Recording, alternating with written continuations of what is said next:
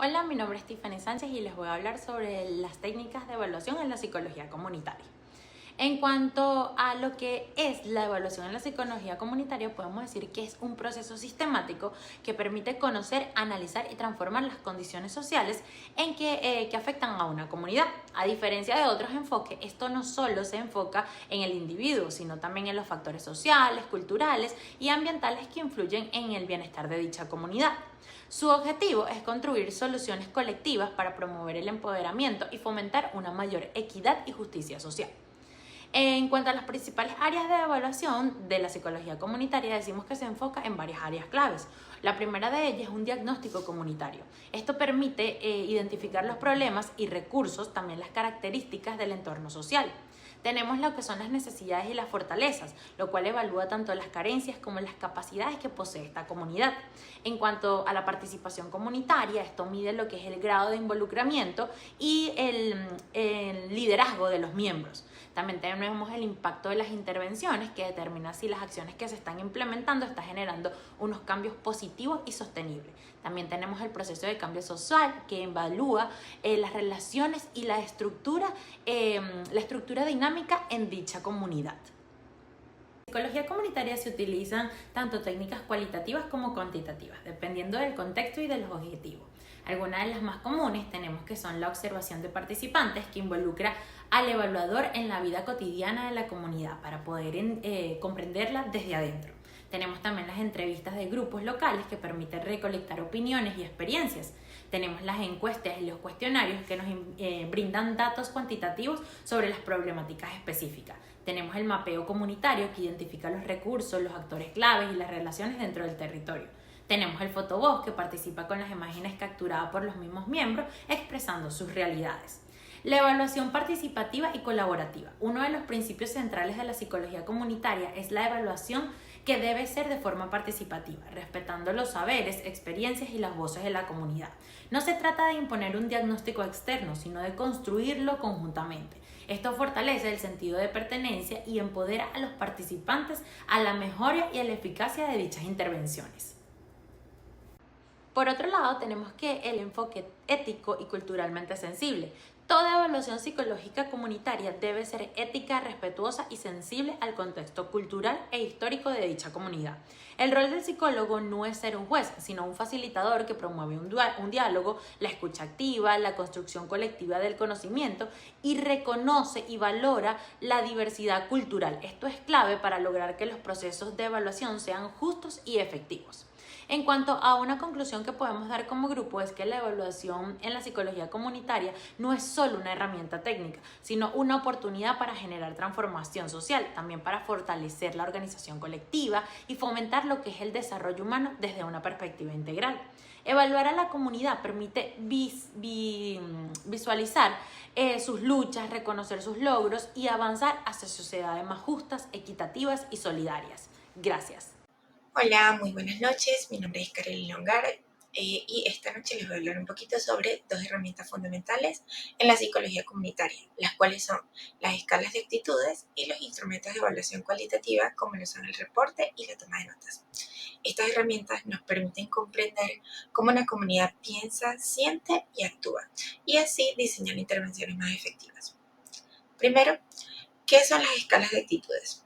Las escalas de actitudes son instrumentos psicométricos que se utilizan para medir de forma cuantitativa o cualitativa creencias, valoraciones y emociones frente a temas sociales o comunitarios. Según Morales Vallejo, estas nos ayudan a explorar fenómenos como la participación, la justicia social o el sentido de pertenencia. Los propósitos de aplicación en psicología comunitaria son evaluar actitudes individuales o colectivas, medir compromiso comunitario, poder identificar cambios actitudinales después de intervenciones o diseñar programas basados en percepciones reales. Bueno, ahora tenemos los tipos comunes de escalas de actitudes. Primero tenemos la escala de Likert, que son ítems con opciones de totalmente en desacuerdo a totalmente de acuerdo. Un ejemplo de esto sería el ítem "me siento parte activa de mi comunidad". Luego tenemos el tipo de escala diferencial semántico, que se trata de adjetivos opuestos, como por ejemplo inútil, valioso. Luego tenemos la escala de Goodman, que son ítems jerarquizados, como por ejemplo apoyo, participo, lidero.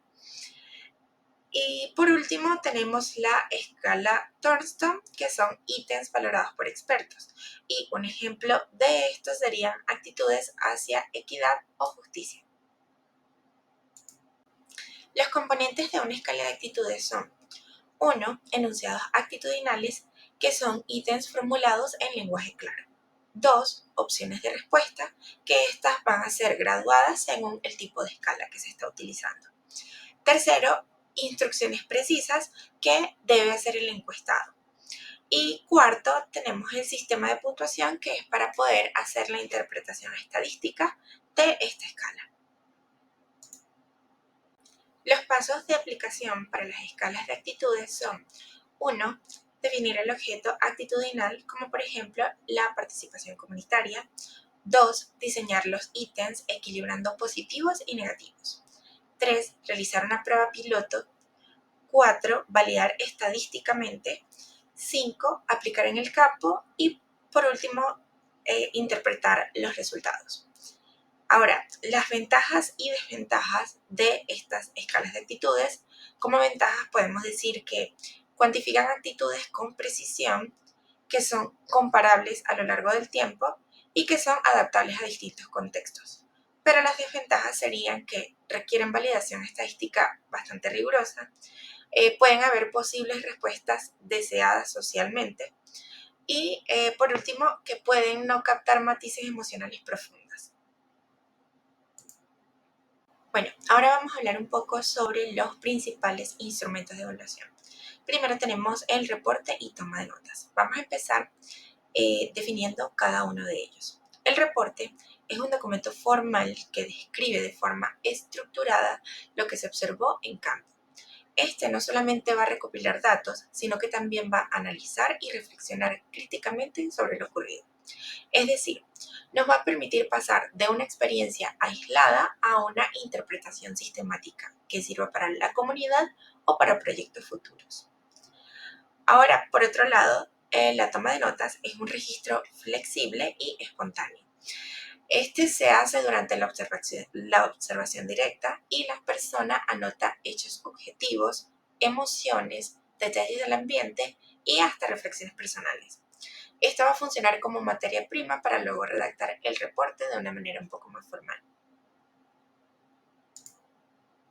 Los propósitos principales del reporte y la toma de notas es, primero, documentar procesos claves, como por ejemplo, identificar conflictos, formas de liderazgo, acuerdos o tensiones internas que surgen en actividades comunitarias.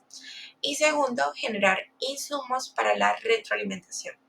Es decir, esto que se registra va a servir para discutirlo con la comunidad, para reflexionar en equipo y tomar decisiones conjuntas para mejorar procesos, planificar intervenciones o evaluar resultados. Ahora vamos a hablar un poco sobre los componentes y características de cada uno. En el reporte los componentes son el título, la fecha y el lugar. Esto es para ubicar temporal y geográficamente la actividad. El contexto, que sería una descripción breve de la situación o el evento, los participantes, que se refiere a quienes estuvieron presentes, cuántos y cuáles son los roles relevantes.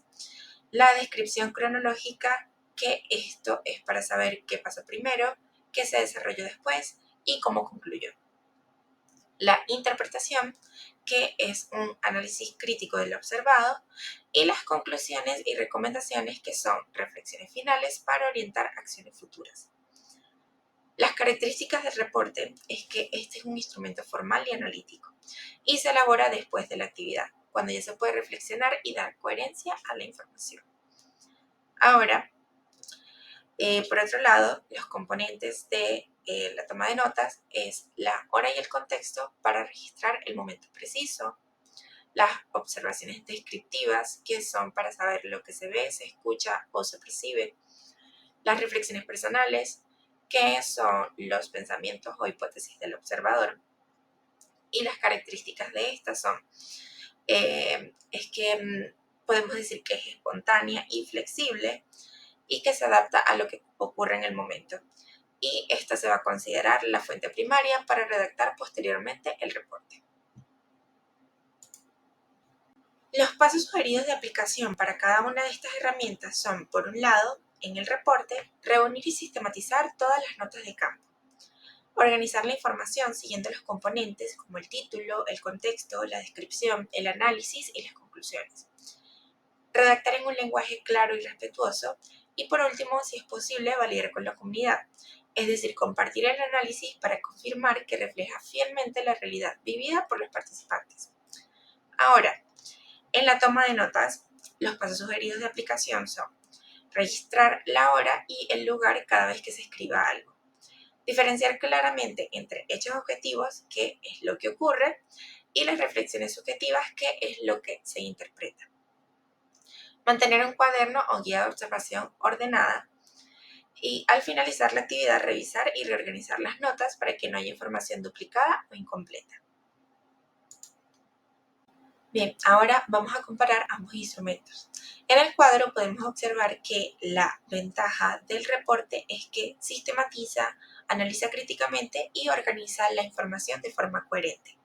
Y la toma de notas tiene la ventaja de que captura la información inmediata y es rica en detalles. La desventaja del reporte es que este puede ser subjetivo si el análisis no se valida o se triangula.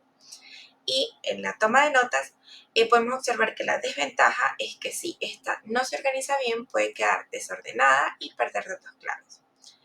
Ahora, la formalidad de cada una de estas herramientas, en el reporte podemos observar que es alta porque es un documento que se puede presentar a instituciones, y en la toma de notas podemos ver que la formalidad es media o baja porque es un documento un poco más interno y flexible. Y en el uso podemos ver que el reporte se realiza después del evento y la toma de notas se realiza durante el evento. Entonces, lo que podemos decir es que tanto el reporte y la toma de notas se complementan entre sí, ya que la toma de notas nos permite capturar la realidad en el momento sin filtros y el reporte, por su parte, nos obliga a organizar, analizar y dar sentido a esa realidad para tomar decisiones comunitarias fundamentadas. Cuando se usan bien, se convierten en herramientas poderosas para comprender dinámicas comunitarias y generar procesos participativos y transformadores. Bueno, ahora vamos a explicar un poco sobre la estructura de la guía de evaluación comunitaria basada en la técnica de reporte y toma de notas. Acá les colocamos un ejemplo en donde se pueden observar los datos generales, como el nombre del evaluador, que es la persona que realiza la observación, la institución o colectivo, el nombre de la comunidad, la fecha, el lugar, el tipo de actividad, que en este caso sería una asamblea comunitaria, y taller participativo de diagnóstico barrial, y los participantes, en donde se coloca un número más o menos aproximado, las edades, el género y alguna que otra característica relevante.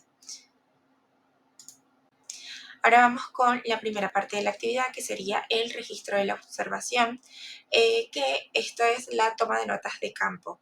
Acá les dejamos más o menos un formato de cómo tendría que ser la estructura de esta toma de notas, ya que esta es la parte viva y espontánea de la evaluación. Esta se va a registrar en tiempo real y lo importante es registrar lo que se observa, lo que se escucha y lo que se percibe. La estructura que se sugiere es más o menos esta, en donde se coloca la hora, el hecho observado, la actitud de los participantes y un comentario reflexivo del observador. Algunas de las indicaciones claves para el observador es, primero, registrar en tiempo real, o sea, no dejarlo para después. Luego, separar la descripción objetiva de una interpretación subjetiva. Un ejemplo de esto sería una descripción: dos mujeres discuten en voz alta durante la reunión. Y la interpretación de esta descripción es que hay tensiones no resueltas sobre el liderazgo. Otra indicación clave es observar los detalles, como por ejemplo el lenguaje corporal, el tono emocional, la participación activa o pasiva, los roles de género y el liderazgo informal. Y bueno, por último, ser respetuoso y ético, no juzgar ni alterar la dinámica. Esta parte es clave porque las notas de campo capturan información que no se ven en encuestas, como emociones, contradicciones o detalles del ambiente. Ahora pasaríamos a la segunda parte de la actividad, que sería el reporte narrativo del evento, que con las notas se va a redactar un documento que va a estar estructurado y nos va a servir para analizar y compartir los hallazgos con el equipo o la comunidad. Las partes del reporte sería primero la contextualización, que acá se indica por qué se hizo la actividad, quién convocó la actividad, quiénes fueron los actores que participaron, qué se esperaba lograr.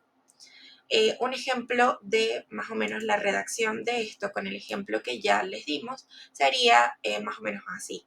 La actividad se realizó como parte del proyecto Fortalecimiento de la Participación Comunitaria promovido por el colectivo Manos Unidas Barquisimeto. El objetivo principal fue abrir un espacio de diálogo para identificar necesidades prioritarias del barrio La Caruceña y proponer soluciones conjuntas.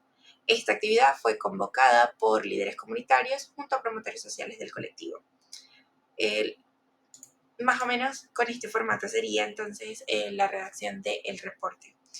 Luego tenemos la descripción cronológica, que acá se va a relatar qué ocurrió primero, durante y al final de la actividad. Y se van a describir actividades y la participación. Luego tenemos el análisis preliminar del evaluador, en donde se van a identificar aspectos positivos o negativos, se van a detectar señales de cohesión o conflicto y se van a rescatar temas que surgieron espontáneamente. Luego tenemos la síntesis de problemáticas y fortalezas. Las problemáticas nos van a decir las tensiones, obstáculos o carencias, y las fortalezas, cuáles fueron los recursos comunitarios, los liderazgos y los acuerdos. Luego tenemos las conclusiones personales, que sería primero la reflexión de qué fue lo que aprendí de la actividad y luego cómo aporta esta información a los objetivos del proyecto, o sea, cuál es el valor de la actividad. Las recomendaciones, esta parte es opcional, en donde se sugieren mejoras o estrategias para próximas actividades. Esto se redacta para sistematizar la información, compartirla y usarla como base para decisiones colectivas. Las sugerencias metodológicas para aplicar esta guía es hacer la observación en contextos reales sin interrumpir el flujo de la actividad. Usar lenguaje claro y no técnico en el reporte para que la comunidad pueda entenderlo.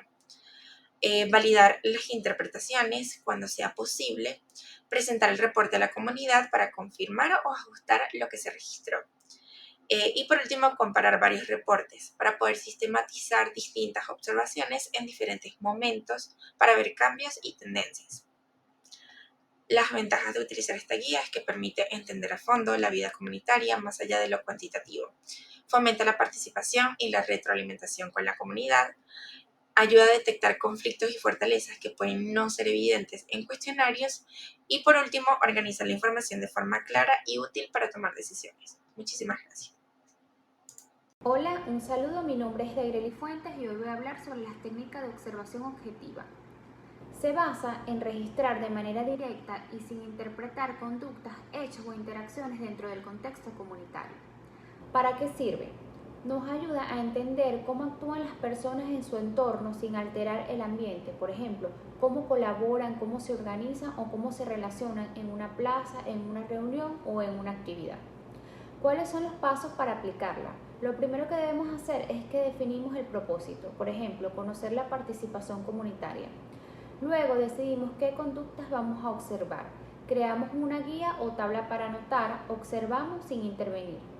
Analizamos los datos para ver qué patrones se repiten o qué necesidades aparecen ahí. Entre las principales ventajas de la observación objetiva podemos destacar que permite obtener datos cuantificables y objetivos, ya que se registran los hechos tal y como ocurren. Además es útil porque las conductas se observan en el contexto natural de la comunidad, lo que le da mayor validez a los resultados. También sirve para confirmar o completar información recolectada por otros métodos, como lo son las entrevistas o las encuestas, entre otros. En cuanto a sus desventajas, esta técnica se limita solo a lo visible, como por lo que no capta emociones o motivaciones internas. Además, puede requerir bastante tiempo, especialmente si necesita observarse durante varios días. Existen varios tipos de observaciones. Entre las más comunes está la directa, donde vemos la conducta tal y como pasa; la participante, donde el observador forma parte del grupo; la no participante, donde se observa desde afuera sin involucrarse; la estructurada, donde ya tenemos categorías definidas para observar; y la no estructurada es donde se escribe libremente todo lo que vemos. Aquí les presentamos una guía de observación en formato de lista de cotejo. Esta se usa cuando ya tenemos criterios específicos que queremos verificar. En este ejemplo observamos un taller comunitario sobre el reciclaje.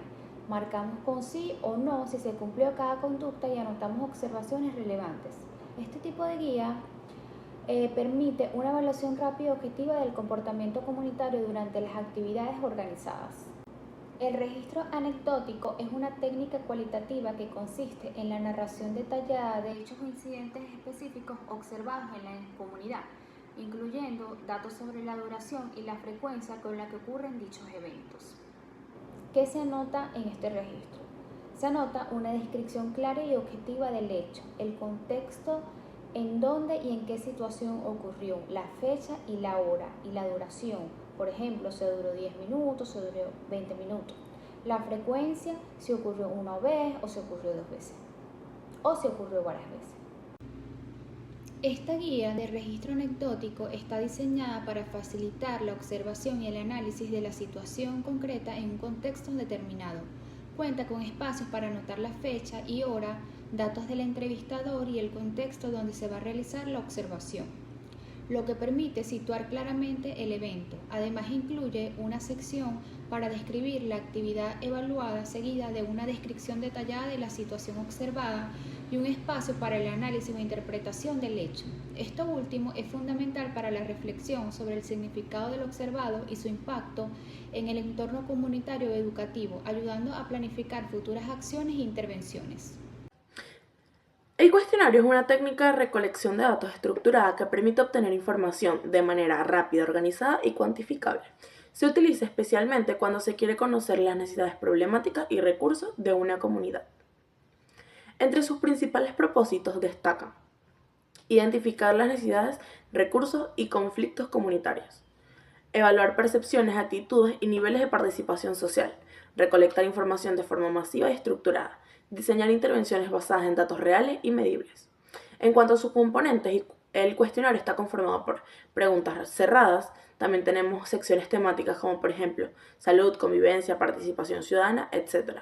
Un lenguaje claro y accesible, acompañado de instrucciones precisas.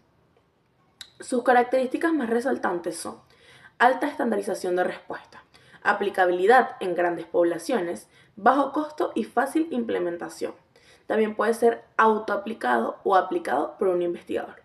Los pasos sugeridos para su aplicación son definir el objetivo del cuestionario según la realidad de la comunidad, diseñar las preguntas adaptadas al contexto local, aplicar una prueba piloto, realizar una aplicación general ya sea de manera virtual o presencial, analizar los datos de forma participativa incluyendo a miembros de la comunidad.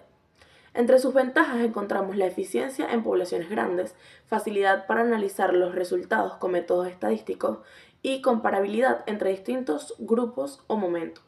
Sin embargo, tiene algunas desventajas, entre las cuales encontramos que no permite profundizar en emociones ni contextos subjetivos. Puede generar sesgos si no se comprende bien y se percibe como un proceso impersonal. Pasos para su elaboración. Definir el propósito del cuestionario, delimitar el tema, identificar la población objetivo, diseñar las secciones, redactar las preguntas, revisar y aplicar la prueba piloto, aplicar el cuestionario, analizar los datos. Este es un formato de cuestionario diseñado para recolectar información comunitaria de forma estructurada y sencilla. En la parte superior encontramos los datos generales del participante, como su nombre, la fecha, el nombre del entrevistador y el lugar de aplicación. Esto permite llevar un control organizado del proceso. A continuación se presentan las instrucciones que indican que el participante debe marcar con una X la opción que mejor represente su opinión o experiencia. Luego se incluyen preguntas cerradas con opción de respuesta organizada de forma clara. Este formato permite recolectar datos rápidos, comparables y fáciles de analizar, lo cual es ideal para estudios comunitarios con poblaciones amplias. Ahora pasemos a la entrevista semiestructurada, una técnica flexible y profunda que se adapta muy bien al enfoque comunitario. Esta entrevista es una técnica cualitativa que permite explorar las percepciones, emociones, creencias y narrativas comunitarias con profundidad, respetando la voz y el contexto del entrevistado. Su propósito principal es comprender cómo las personas interpretan su entorno, recoger relatos, experiencias y vivencias comunitarias, generar confianza al entrevistador y el entrevistado, informar intervenciones ajustadas a las culturas y realidad local. Los componentes esenciales de esta técnica son una guía base con preguntas pero abiertas, posibilidad de adaptar preguntas, repreguntar y profundizar, un enfoque centrado en la escucha activa y el respeto mutuo. Entre sus características encontramos la interacción dinámica y espontánea, mayor profundidad emocional y narrativa, adaptabilidad según el contexto de la comunidad, generación de confianza y cercanía. Los pasos sugeridos para aplicar esta técnica son definir con claridad el objetivo de la entrevista, elaborar una guía de preguntas abiertas, establecer un raptor y obtener el consentimiento informado. Conducir la entrevista con apertura y sensibilidad. Registrar y analizar el contenido mediante categorización o análisis narrativo. Sus ventajas principales son la alta riqueza de información cualitativa, permite conocer las emociones, creencias y valores comunitarios, favorece la construcción del vínculo comunitario. Y entre sus desventajas podemos señalar que requiere mayor preparación del entrevistador. El análisis es más complejo, ya que es interpretativo y no estadístico. Puede haber sesgos si no se mantiene la neutralidad. Pasos para su elaboración. Establecer el objetivo de la entrevista, diseñar un guión fijo de preguntas, no permitir improvisaciones, capacitar a los aplicadores, aplicación de la entrevista y registro de respuesta. Este formato de entrevista estructurada es una herramienta útil para recolectar la información precisa y comparable entre distintos participantes. Al inicio se solicita completar los datos del participante, la fecha, el entrevistador y el lugar donde se realiza la entrevista. Esto ayuda a mantener un registro ordenado del proceso. Las instrucciones indican que se debe formular las preguntas exactamente como están escritas y registrar la respuesta tal cual la da el entrevistador, sin agregar opiniones ni comentarios. Las preguntas son cerradas y están previamente establecidas con opciones claras que el participante debe escoger. Este tipo de entrevista es útil cuando se necesita uniformidad y facilidad de análisis de datos, aunque no permite profundizar tanto como otros métodos cualitativos. Finalmente tenemos la entrevista estructurada, una técnica más rígida pero útil cuando se busca uniformidad. Consiste en aplicar un guión fijo de preguntas cerradas formuladas de forma clara y en un orden específico. Su objetivo es obtener información precisa, estandarizada y comparable entre varios participantes. Su propósito principal es recoger datos objetivos sobre aspectos comunitarios definidos, comparar respuestas entre grupos o territorios y apoyar diagnósticos con base cuantitativa. También tenemos sus componentes principales, los cuales son un cuestionario con preguntas cerradas que no se modifican, formato formal y controlado, procedimientos de aplicación estandarizados. Sus características destacadas incluyen la uniformidad en la recolección de datos, mayor facilidad para tabular y analizar la información, eficiencia en tiempo y en recursos. Los pasos sugeridos para su aplicación son definir el objetivo de estudio, elaborar el guión estructurado, capacitar a los entrevistadores, aplicar la entrevista de forma uniforme, codificar y analizar los datos. Las ventajas de esta técnica son fácil aplicación y análisis, datos comparables entre participantes, ideal para estudios con grandes muestras. Pero también tiene desventajas, como lo son: limita la expresión libre del entrevistado, no capta la complejidad de los contextos comunitarios, puede generar distancia emocional entre el investigador y la comunidad. Pasos para su elaboración: definir objetivos generales y específicos, elaborar una guía de preguntas base, ejemplos de bloques temáticos posibles, preparación del ambiente, realización de la entrevista, registros y análisis cualitativo. Este es el formato de la entrevista semiestructurada, una herramienta flexible para explorar experiencias y percepciones comunitarias en profundidad. Primero se completan los datos generales, nombre del participante, fecha, entrevistador y lugar de la aplicación. Luego las instrucciones indican que el entrevistador debe usar esta como guía base, pero puede adaptar las preguntas o repreguntar según las respuestas del entrevistado y el contexto. A diferencia de la entrevista estructurada, aquí las preguntas son abiertas, lo que permite que las personas se expresen con libertad. Este tipo de entrevista es ideal para obtener información más rica, emocional y contextual, útil en procesos de diagnóstico o intervención comunitaria. En todo trabajo comunitario es clave respetar principios éticos. Primero debemos asegurar el consentimiento informado, explicando el propósito y garantizando la participación voluntaria.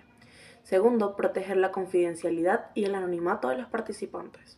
Tercero, usar un lenguaje claro y culturalmente adecuado, respetando el contexto de la comunidad. Y por último, compartir los resultados con la comunidad, promoviendo la participación y la transparencia.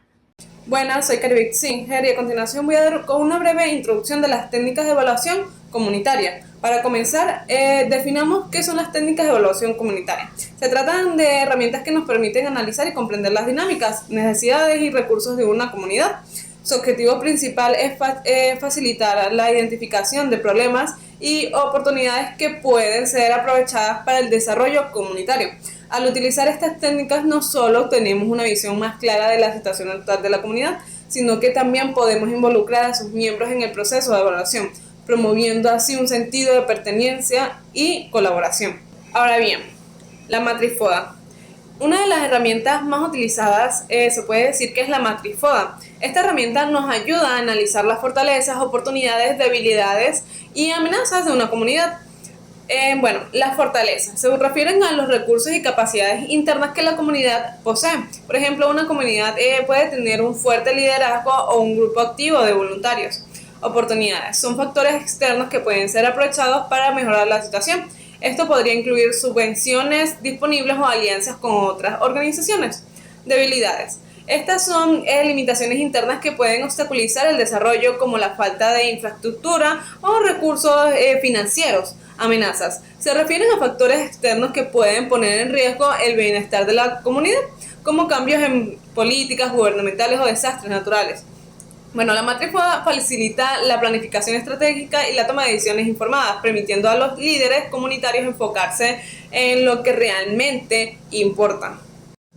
Ahora bien, pasemos al árbol del problema. Esta herramienta es muy útil porque nos ayuda a identificar las causas y efectos de un problema en específico dentro de la comunidad. En este árbol, las raíces representan las causas del problema. Por ejemplo, si estamos tratando con el desempleo, las raíces podrían incluir la falta de capacitación laboral. El tronco simbolizaría el problema central que queremos abordar, en este caso, el desempleo mismo. Las ramas muestran los efectos que este problema genera en la comunidad, como el aumento de la pobreza o la migración de jóvenes. El árbol del problema es eficaz porque nos permite visualizar la complejidad del problema y priorizar las intervenciones necesarias para abordarlo de forma efectiva. Por su parte, tenemos el árbol de objetivos, que complementa al árbol del problema. Esta herramienta transforma las causas y efectos identificados en objetivos claros. Aquí las raíces ahora representan los objetivos que buscan abordar las causas del problema. El tronco es el objetivo general que queremos alcanzar, por ejemplo, aumentar la empleabilidad en la comunidad.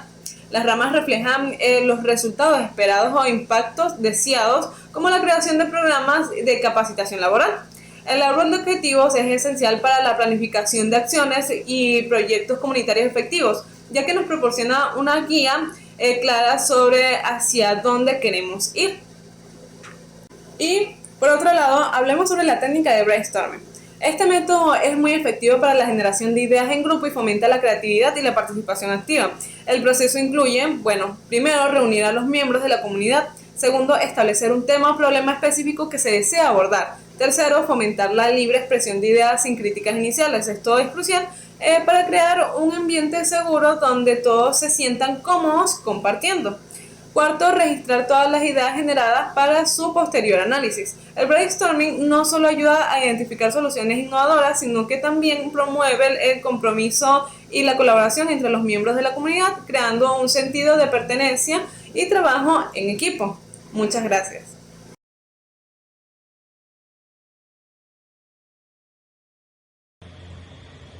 Sobre este caso hipotético, este pueblo colombiano está ubicado en las montañas de los Andes y su entorno es escarpado y hermoso, Con poblaciones nómadas y familias semipastoreras, la economía es principalmente pastoral y subsistencial. La comunidad colombiana descrita en esta presentación ha enfrentado problemas de desnutrición infantil durante generaciones. A pesar de su riqueza cultural y su determinación para sobrevivir, esta comunidad ha luchado por mejorar la salud y la nutrición de sus niños. Nuestro equipo ha llegado a esta comunidad con el objetivo de aprender más sobre su experiencia y su cultura, y para hacer todo lo posible para ayudar a los niños a recibir una nutrición adecuada y a estar saludables. Para lograr esto, utilizamos dos instrumentos de evaluación: las encuestas y las entrevistas, las cuales explicaron mis compañeros en la presentación anterior. El equipo trabajó de manera colaborativa con los miembros de la comunidad para asegurarse de que los instrumentos de evaluación fueran culturalmente sensibles y apropiados.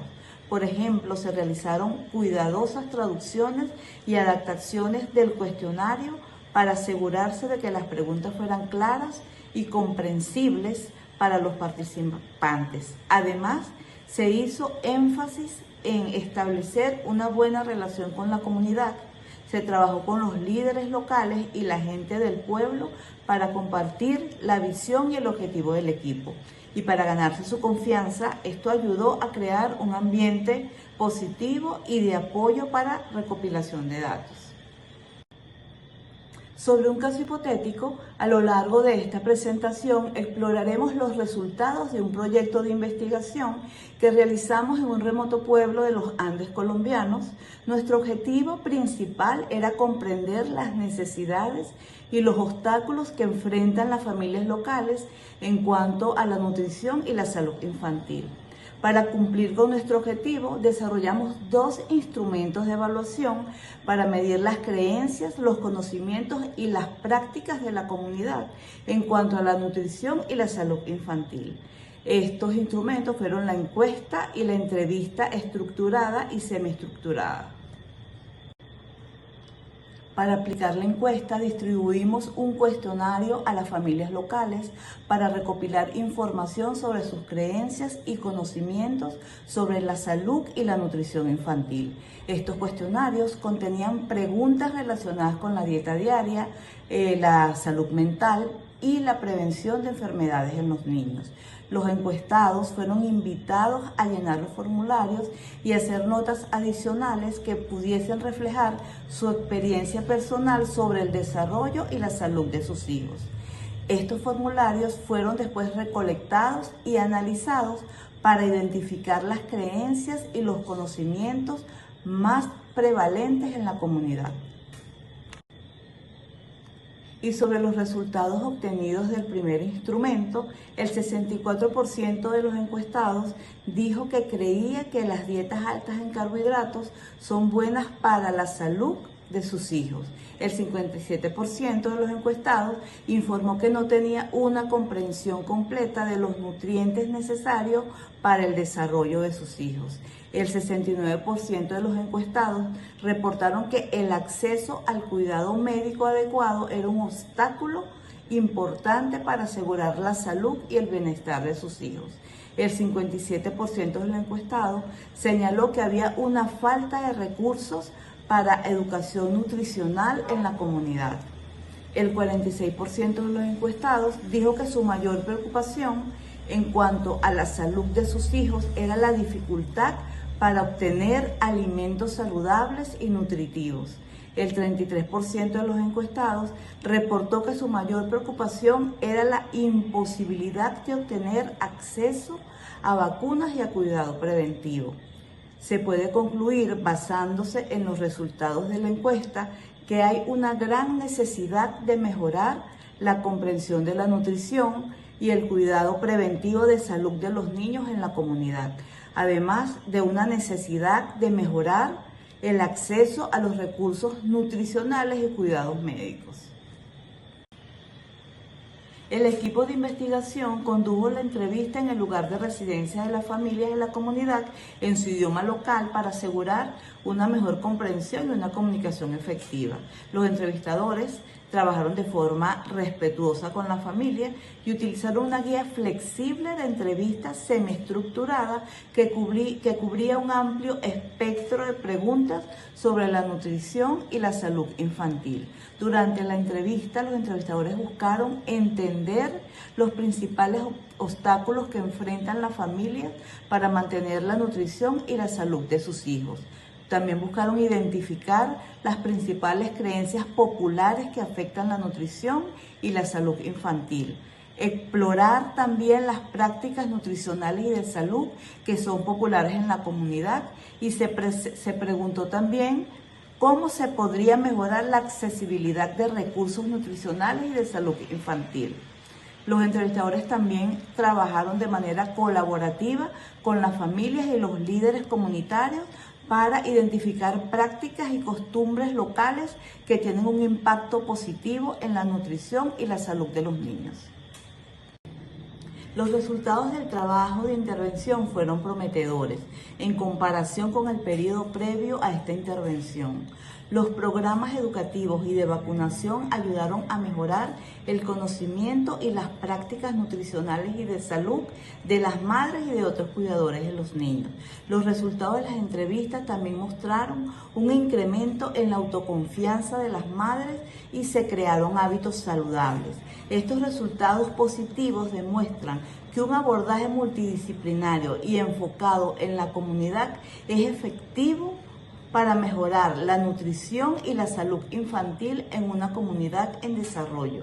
Y los progresos hechos en este pueblo pueden ser replicados en otras comunidades similares. El éxito en la intervención en este pueblo colombiano demuestra que es posible hacer un impacto significativo en la desnutrición infantil mediante la implementación de programas integrados y orientados a la comunidad. Este estudio proporciona un modelo para la prevención y la mitigación de la desnutrición infantil en comunidades en desarrollo. El abordaje multidisciplinario y centrado en las necesidades de la comunidad fue clave para el éxito de la intervención. Además, el compromiso con la evaluación continuada fue crucial para entender el impacto de las intervenciones y para mejorar la salud y la nutrición infantil. Una última nota a destacar: el trabajo en esta comunidad fue un gran ejemplo de cómo la colaboración entre profesionales y comunidades puede llevar a resultados significativos en la salud pública.